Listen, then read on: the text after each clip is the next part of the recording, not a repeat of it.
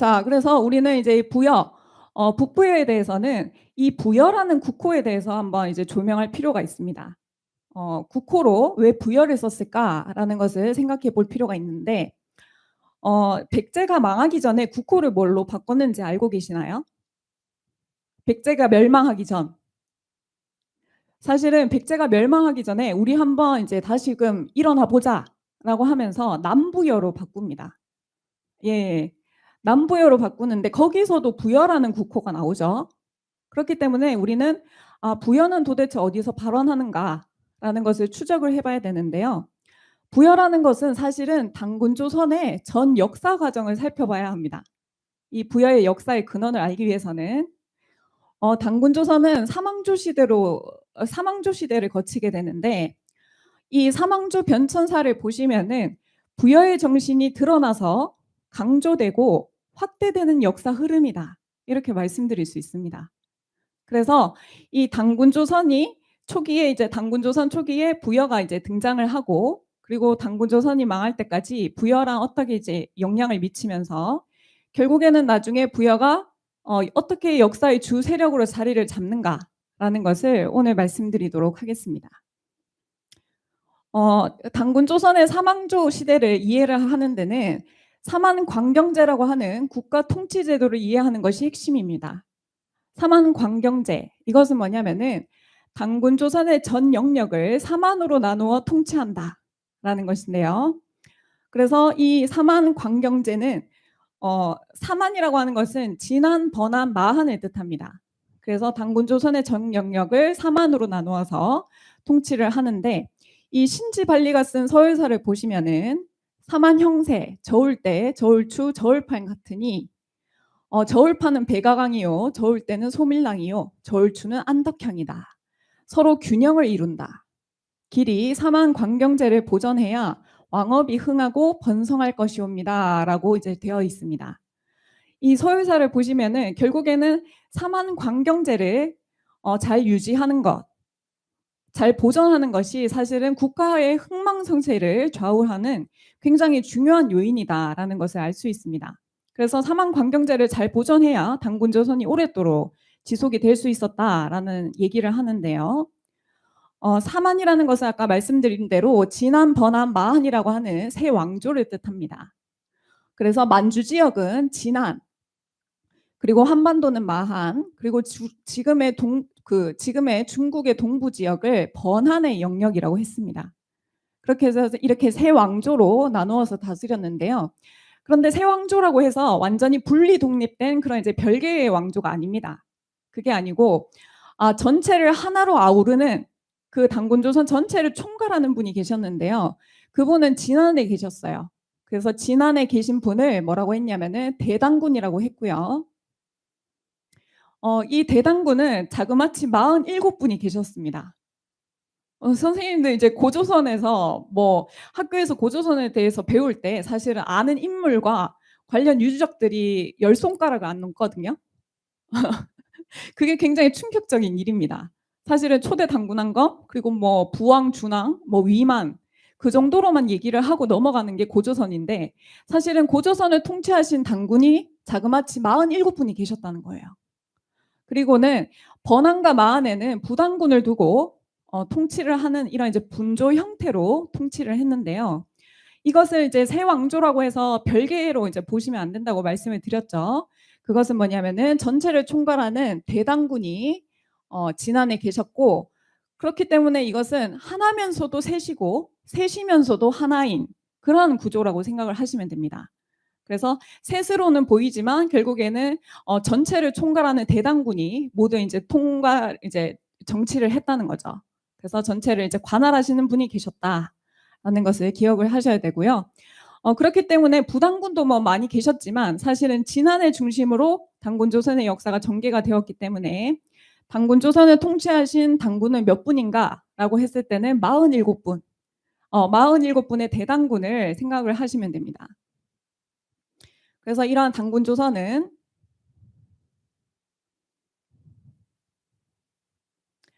이러한 단군조선을 47분의 당군이 통치를 하셨고, 총 2096년 동안 지속이 된 대제국이라고 생각을 하시면 됩니다. 그래서 대륙을 호령하던 이 대륙 조선을 통치하던 그 시대가 바로 이 단군 조선의 실체다라고 말씀을 드릴 수가 있고요. 그리고 이제 진안을 중심으로 단군 조선의 역사가 전개가 되기 때문에 보시면은 진안에서는 수도를 총 2번 옮깁니다. 2번 천도를 하면서 총 삼왕조 시대가 전개가 되는 것이죠. 그래서 송화가 아사달에서 1왕조 시대, 그리고 백악산 아사달에서 2왕조 시대, 장단경 아사달에서 3왕조 시대가 열리게 되고요. 이것을 이제 3왕조 시대를 단군을 중심으로 한번 보시면은 1왕조 시대는 초대 단군왕검 때부터 21대 소태단군까지, 그리고 2왕조 시대는 22세 색불로부터 43세 물리단군까지, 그리고 3왕조는 44세 구물에서 47세 고열가단군까지로 생각을 하시면 됩니다. 그렇게 해서 이제 총 47분의 단군의 역사가 이제 펼쳐지는 것이죠. 그런데 오늘은 이제 47분의 단군의 치적을 세세히 말씀드릴 수는 없고요. 오늘은 이제 주제에 맞게 단군 조선의 삼왕조 변천사와 더불어서 이 부여가 어떻게 드러나는지 그것을 알려드리도록 하겠습니다. 먼저 1왕조입니다. 부여의 근원을 이제 살펴보면은 초대 단군왕건까지 거슬러 올라가게 되는데요. 초대 단군왕건께는 4분의 아드님이 계셨습니다. 혹시 아시는 분 계신가요? 좀 이제 생소하실 거예요. 초대 단군왕건께는 4분의 아드님이 계셨는데 그분들이 바로 부루, 부, 부소, 부여입니다. 이 4분의 아드님이 계시는데 여기서 바로 이 막내 아들이신 부여라는 인물이 등장을 하죠. 예, 오늘의 이제 주제와도 밀접한 인물입니다.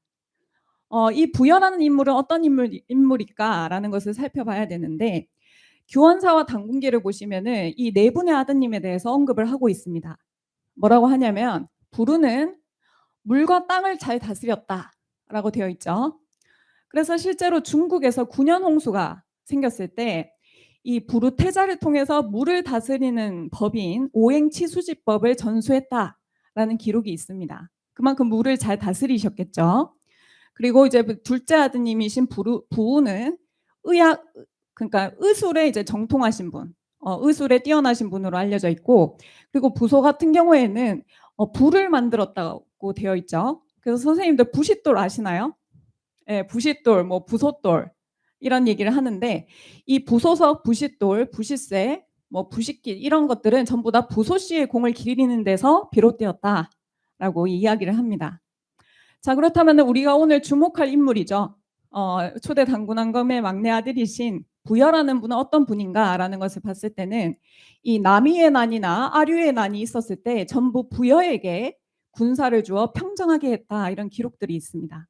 이것을 보면은 부여라는 분은 주로 난을 진압하거나 난을 평정하는 데 쓰임을 받았구나라는 것을 알 수가 있고, 이런 이제 기록으로 미루어 짐작을 할 때 부여라는 분은 군권을 가지고 뭐 무인적인 기질을 가진, 어떻게 보면 이제 군사력으로 활동을 했던 분이다라는 것을 알 수가 있습니다. 그리고는 이후에는 단군왕건께서는 부루태자는 단군왕검을 이어서 2대 단군으로 즉위를 하시고요. 나머지 세 아들은 모두 서쪽 땅에 제후로 봉합니다. 그렇게 해서 단군왕건께서는 부여를 부여후로 봉하시고요. 그때 부여가 통치한 나라 이름 또한 부여였습니다. 여기서부터 바로 이제 부여의 시작이죠. 그러니까 이제 초대 단군왕건 때 비록 규모는 작지만 부여라는 나라가 이 역사 속에서 등장을 하게 됩니다. 그래서 이 초대 단군왕건 때부터 이미 부여라는 나라가 생기게 된다라는 것을 알 수 있죠. 그리고 이제 이왕조가 열릴 때 정황을 한번 살펴보면은 이 일왕조가 열리고 1048년이 지난 후입니다. 그때는 어떤 때냐면 바로 21대 소태단군 때입니다. 이때 무슨 일이 있었냐면은 고등이라는 인물이 있었는데요. 고등의 관직명은 욕살이라고 합니다. 이 욕살 고등이 사실은 그 초대 단군왕건 때 계신 부여처럼 군사력으로 활동을 했던 분이에요. 그래서 이분이 어떤 일을 하냐면은 갑자기 대군을 장악을 하고는 서북 지역을 계속 이제 경략해 들어갔다라고 되어 있습니다. 그렇게 하면서 계속해서 세력을 불리게 되고요.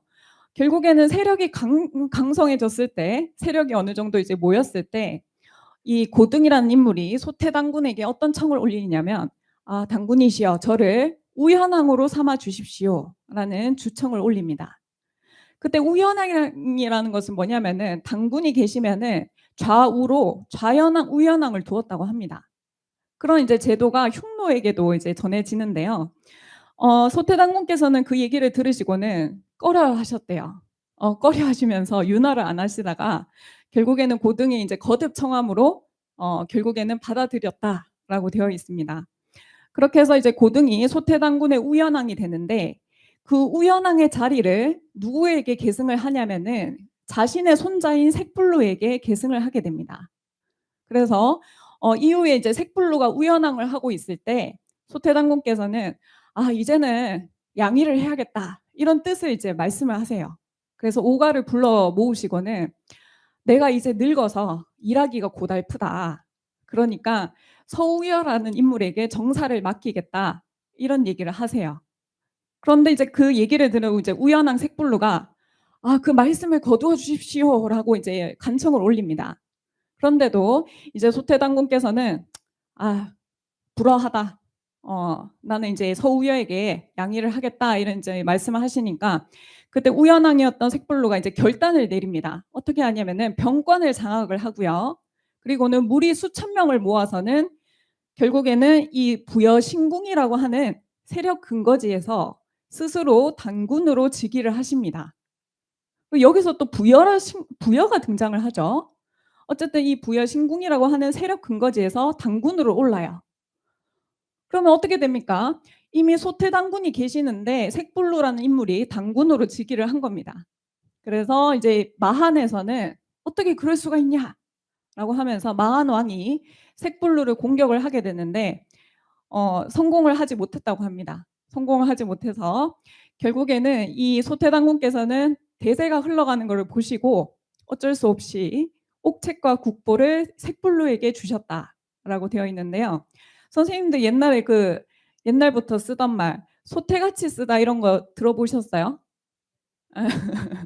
"소태같이 쓰다." 막 굉장히 괴로운 일이 있을 때 그런 이제 일상 용어를 쓰잖아요. 그게 바로 이제 "소태당군의 일이다." 이런 얘기가 있습니다. 그러니까 이제 정상적으로 양의가 안 된 거죠. 그래서 색불로 당군께서는 자신의 그 세력 근거지가 였던 부여신궁이 있었던 그 백악산 아사달로 수도를 천도를 하시게 되고요. 지금의 장춘입니다. 그렇게 해서 인제 이렇게 해서 이제 이왕조 시대가 열리게 되는 거죠. 그런데 그 이전에는 당군의 자리를 어떻게 계승을 했냐면은 혈통 중심으로 계승을 하거나 아니면은 오가에서 뛰어난 인물을 추대를 해서 당군으로 모셨습니다. 그런데 이 색불로 같은 경우에는 어때요? 군사력을 바탕으로 힘으로 밀어붙여서 당군의 자리를 장악을 했기 때문에 번항과 마항 같은 경우에는 불만이 있었겠죠. 그래서 색불로가 이 번항과 마항의 불만을 잠재우기 위해서 권력을 나눠주게 됩니다. 권력을 나눠주면서 관제 개혁을 하게 되는데 그게 바로 이제 3조선 체제 삼한에서 3조선 체제로 이제 관제 개혁을 하게 되는 거죠. 그런데 이때부터 권력을 나눠주기 시작을 했기 때문에 이미 삼한 관경제라고 하는 이 삼한에 균열이 생기기 시작합니다. 이때부터 찌그락찌그락하면서 균형이 무너지기 시작을 하는 거예요.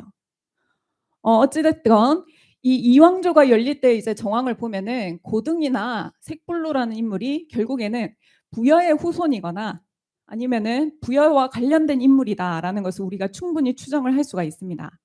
그렇기 때문에 부여가 사실 이제 초대 당군왕검 때는 아주 작은 제후국으로 시작을 했지만 결국에는 이제 점점 세력이 커져서 '아 당군의 자리까지 장악을 했구나. 당군의 자리까지 올랐구나.'라는 것을 알 수가 있습니다. 그리고 이제 삼왕조가 열릴 때의 정황을 살펴볼 건데요. 이왕조가 열리고 860년이 지난 그때는 누가 계셨냐면 43대 물리당군 때 일입니다. 이때는 자그마치 사냥꾼이 당군의 자리를 위협하는 그러한 지경에까지 이제 이르르게 되는데요. 사냥꾼 우화충이 자신을 스스로 장군이라 칭하면서 결국에는 물리당군을 위협을 합니다. 그렇게 해서 많은 무리 수만 명을 모아서 서북 36군을 함락을 시켰다라고 되어 있고요. 그렇게 하면서 결국에는 이제 물리당군께서는 군사를 보내서 제압을 하려고 했지만 성공하지 못했다고 합니다. 그렇게 돼서 결국 사냥구 우화충이 이 물리당군을 위협을 하게 되고 또 도성을 포위를 하게 돼요. 그런 과정 속에서 물리당군께서는 결국 피난의 길에 오르시게 되는데 그때 안타깝게도 붕어를 하십니다. 그때 돌아가세요. 그래서 그 이후에는 구물 장군께서 이 역적의 무리를 토벌을 해야겠다라고 생각을 하시고는 우화충을 잡아서 이제 참수를 시키고 역적의 무리를 이제 모두 쫓아내 버립니다. 그래서 이러한 이제 공로를 인정받아서 모든 장수들의 추대를 받았죠. 그렇게 하면서 44대 구물 당군으로 즉위를 하시게 되는데요. 당군으로 즉위하신 장소는 장당경이라고 알려져 있습니다. 장당경이라고 하는 곳에서 이제 당군으로 즉위를 하셨고, 이때는 이제 구물당군 때부터가 바로 사망조 시대가 열리게 되는 것이죠. 이 사망조 시대 때는 구물당군께서는 사만을 삼조선으로 완전히 이제 명칭을 바꾸십니다. 그렇게 해서 진화는 진조선이 되고요. 그리고 번화는 번조선, 그리고 마하는 막조선이 됩니다. 그런데 이런 이제 3조선 체제는 기존의 사만 체제와 어떤 차이점이 있냐면 아까 말씀드렸듯이 우리가 세왕조로 이제 다스렸다 할지라도 대당군을 한 분을 모시고 전체를 통치하던 그 본질은 변하지가 않았어요. 그것은 그대로 유지를 했기 때문에 우리는 하나다. 그리고 대당군을 한 분을 모시면서 통치를 하던 그 전통은 그대로 유지가 됩니다. 그런데 차이점은 뭐냐면은 이때부터 병권을 나눠주기 시작해요. 원래 병권이라는 것은 대당군에게만 집중되어 있었는데 이때부터 번조선에도 막조선에도 병권을 이제 나눠주게 되었는데요. 그것은 무엇을 뜻하냐면 번조선, 막조선이 각자 전쟁을 수행할 수 있는 권한을 가지게 되는 것입니다. 그렇기 때문에 사실상 이제 진조선에 계신 대당군의 통제력이 약해졌다라는 것을 이제 뜻하고요. 이러한 이제 병권 분립은 사실상 사망관경제라고 하는 그 국가 흥망성쇠를 좌우하는 그 중요한 사망관경제를 붕괴시키는 결정적인 계기가 된다라고 볼 수 있습니다. 어찌되었건 이런 와중에서도 사실 구물당군께서는 이 국력이 약해진 당군조선을 다시금 부흥시켜보자. 다시금 우리가 이제 유구한 역사를 가지고 있지 않냐. 당군조선을 다시 이제 회복해보자라는 뜻에서 이 국호를 조선에서 대부여로 바꾸게 되십니다. 여기서 이제 부여가 또 등장을 하죠. 그것은 뭐냐면은 이제는 국호 자체를 조선에서 대부여로 바꾼 것입니다. 이것이 이제 부여 발전의 극치가 아닌가 이런 생각을 하는데요. 이 부여를 썼던 것은 뭐냐면은 초대 당군왕건 때 강력한 그 군사력으로 활동했던 그 부여를 국호로 씀으로써 인해서 정말 이제 계속해서 이제 쇠락해진 당군조선을 다시금 우리가 한번 부흥시켜보자, 다시 좀 이제 재건해보자, 이런 이제 구물당군의 의지 표명이 아닌가라는 생각을 해봅니다. 그리고는 이제 구물당군께서는 장당경에서 즉위를 하셨다고 말씀드렸죠. 그래서 이 장당경 아사달로 수도를 천도를 하시고 지금의 개원입니다. 이렇게 이제 사망조 시대가 열리게 되는데요. 지금까지 이제 보신 바대로 당군조선의 사망조 변천사를 보면은 사망관경제가 약화되면서 당군조선은 쇠락의 길을 걷습니다. 그런데 그 아이러니하게도 그 과정 속에서 부여가 드러나고 강조되고 또 확장되는 모습을 보입니다. 그러니까 결국에는 조선이 약화되는 과정은 반대로 부여가 드러나는 과정이다. 부여가 강조되는 과정이다라고 생각을 하시면 되고요. 다시 한번 정리를 해보자면은 1왕조 때 부여라는 작은 제후국이 생깁니다. 그리고는 2왕조가 열릴 때는 부여와 관련된 인물, 그러니까 부여 신궁을 세력 근거지로 해서 부여를 또 2왕조를 열었죠. 그렇기 때문에 부여와 관련된 인물이 당군의 자리에까지 오르게 됐다라고 이제 정리를 할 수가 있고, 그리고 3왕조가 열릴 때는 나라 국호 자체를 이제 부여로 바꾸게 됩니다. 그러니까 부여 발전의 어떤 정점을 찍은 거죠. 그렇게 해서 이제 3왕조 시대가 지나게 되는데 이렇게 보시면은 결국에는 부여의 기원이라는 것은 부여의 어떤 작은 제후국, 초대 당군왕건 때 있었던 작은 제후국으로부터 시작을 했지만 그 부여가 발전해서 결국에는 조선 자체를 부여라고 부르는 시대까지 오게 된 것입니다. 그러니까 이제 조선을 부여라고 부르는 시대가 된 것이죠. 당군조선, 뭐 조선 이렇게 부르지 않고 이제 대부여, 부여로 부르는 시대에 이제 접어들었습니다. 그렇기 때문에 이후에 생기는 어, 이, 이 당군조선 전체, 이 만주 지역 그리고 한반도 그리고 중국의 동부 지역을 이제 두루 다 통치를 하던 이 당군조선을 대부여라고 이제 명칭을 했기 때문에 그 이후에 생기는 북부여라든지 동부여, 뭐 졸본부여, 남부여 이런 이제 부여들은 부여라는 국호를 함부로 쓸 수가 없는 겁니다. 그렇기 때문에 앞에 방위를 붙이던지 아니면 이제 지역 명칭을 붙이는 거예요. 생각해 보십시오. 뭐 북부여, 남부여, 동부여 이런 것들을 보면은 만약에 처음 생긴 국호라면은 방위를 붙일 필요가 없겠죠. 예, 그런데 이 당군조선 전체를 대부여라고 불렀기 때문에 북부여라는 의미는 뭐냐면은 대부여에서 그쪽에서 이제 북쪽 지역을 이어받았다. 예, 이런 의미가 있는 것입니다. 그래서 이런 이제 대부여를 이제 기반으로 해서 다양한 부여들이 생겼다라고 말씀을 드릴 수가 있고요. 그렇다면 오늘 이제 우리의 핵심 주제죠. 이제는 당군조선 사망조 변천사를 거쳐서 이 북부여가 등장을 할 때인데요.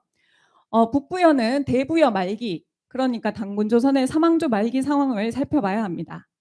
보시면은 46대 보울당군 때 일인데요. 그때는 한계라는 인물이 병사를 이제 데리고는 궁궐을 침범을 합니다. 그리고는 자신이 보울당군을 밀어내고는 임금의 자리에 오르게 되는데요. 그때 상장 고열가라는 인물이 이 한계를 격파를 합니다. 격파를 하고는 원래 계셨던 보울당군을 다시 모셔오죠. 다시 모셔오게 되고, 그런데 이렇게 이제 난을 진압한 이후에도 나라의 상황은 계속해서 좋지 않았다고 알려져 있습니다. 그래서 나라 살림이 좋지 않았고 국력이 계속해서 쇠약해졌다라고 알려져 있고, 결국에는 보울당군께서는 후사가 없이 돌아가시게 돼요.